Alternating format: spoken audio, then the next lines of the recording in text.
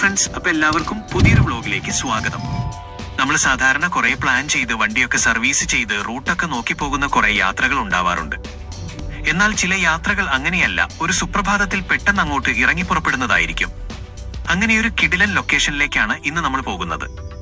ഞാനും നൗഫലും കൂടി വണ്ടിയും എടുത്ത് ഒമാന്റെ ഏറ്റവും മനോഹരമായിട്ടുള്ള ഒരു തീരദേശ പാതയിലൂടെ ഒരു ഡ്രൈവ് പോവുകയാണ്. ഏതാണ്ട് 40 കിലോമീറ്ററോളം നീണ്ടുകിടക്കുന്ന കണ്ടാലും മതിവരാത്ത അത്രയും കാഴ്ചകളുള്ള ഒരു റൂട്ടാണിത്. ഒരു വശത്ത് നോക്കുന്നിടത്തോളം നീലക്കടൽ, മറുവശത്ത് ആകാശത്തേക്ക് മുട്ടി നിൽക്കുന്ന കൂറ്റൻ മലനിരകൾ.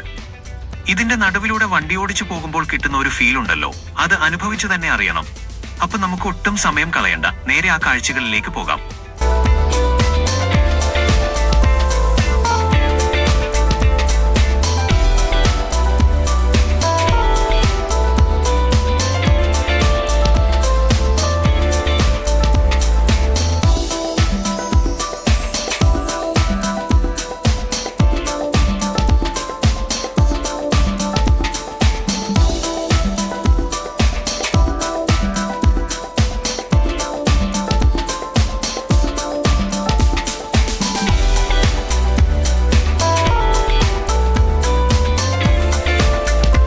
അങ്ങനെ നമ്മൾ വണ്ടിയെടുത്ത് മെയിൻ റോഡിലേക്ക് കയറിട്ടോ. വിൻഡോ ഗ്ലാസ് ഒക്കെ ഫുള്ള് താഴ്ത്തിയിട്ടിരിക്കുകയാണ്.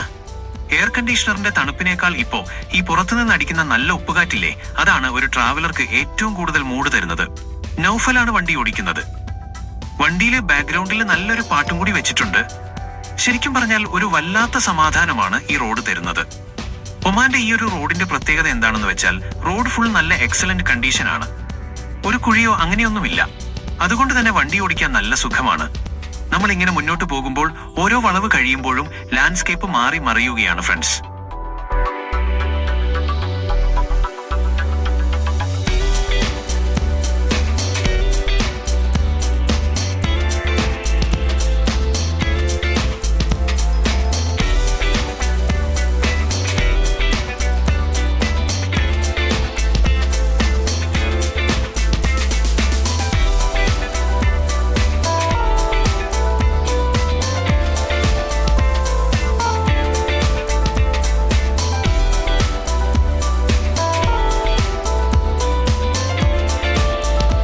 ഒരു വളവ് തിരിയുമ്പോൾ കാണുന്നത് മലയിടുക്കുകളിൽ നിന്ന് നേരെ കടലിലേക്ക് ഇറങ്ങി നിൽക്കുന്ന മണൽത്തിട്ടകളാണ്.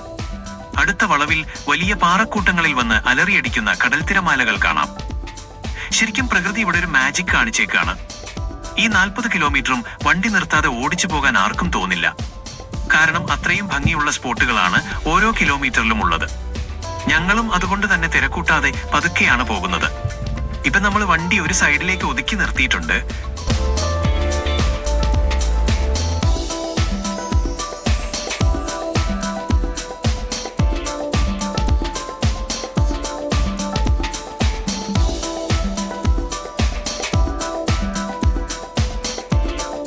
ഈ കാണുന്ന വ്യൂ ഒന്ന് നോക്കിക്കേ.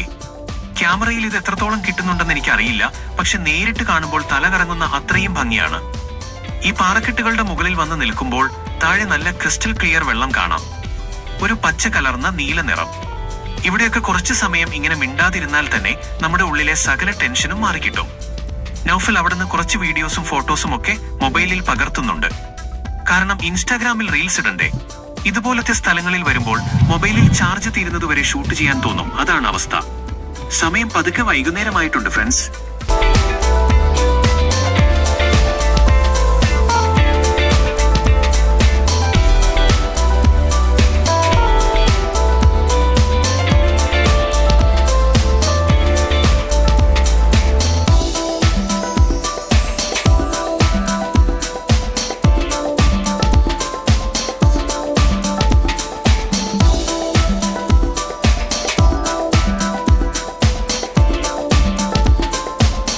ഞങ്ങൾ വീണ്ടും വണ്ടി മുന്നോട്ടെടുത്തു.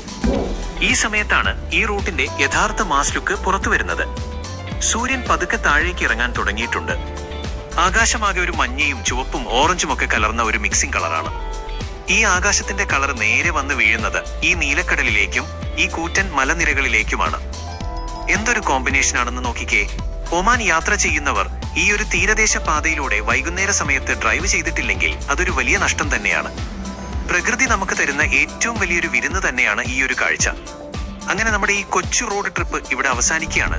ഞാൻ നേരത്തെ പറഞ്ഞതുപോലെ നമ്മൾ പ്ലാൻ ചെയ്തു പോകുന്ന യാത്രകളെക്കാൾ എപ്പോഴും മനസ്സിൽ നിൽക്കുക ഒട്ടും പ്രതീക്ഷിക്കാതെ പെട്ടെന്ന് ഇറങ്ങിത്തിരിക്കുന്ന ഇതുപോലത്തെ യാത്രകളായിരിക്കും. നമ്മുടെ ഓർമ്മകളിൽ എപ്പോഴും ഈ ഒരു ഡ്രൈവും ഈ കടൽക്കാറ്റും അങ്ങനെ തന്നെ ഉണ്ടാകും. ഒമാന്റെ ഈ മനോഹരമായ തീരത്തോട് തൽക്കാലം വിട പറയുകയാണ്. പക്ഷെ മനസ്സിൽ എവിടെയോ ഒരു തോന്നലുണ്ട്, അധികം വൈകാതെ തന്നെ അടുത്തൊരു യാത്രയ്ക്കുള്ള വിളി എവിടെ നിന്നോ വരുന്നുണ്ടെന്ന്. അപ്പൊ ഈ വീഡിയോ നിങ്ങൾക്ക് ഇഷ്ടപ്പെട്ടു എന്ന് വിചാരിക്കുന്നു. ഇഷ്ടപ്പെട്ടാൽ എപ്പോഴും പറയുന്നത് പോലെ ലൈക്ക് ചെയ്യാനും ഷെയർ ചെയ്യാനും ചാനൽ സബ്സ്ക്രൈബ് ചെയ്യാനും മറക്കരുത്. അടുത്തൊരു അടിപൊളി വീഡിയോയുമായിട്ട് വീണ്ടും കാണാം. അതുവരെ ബൈ ബൈ.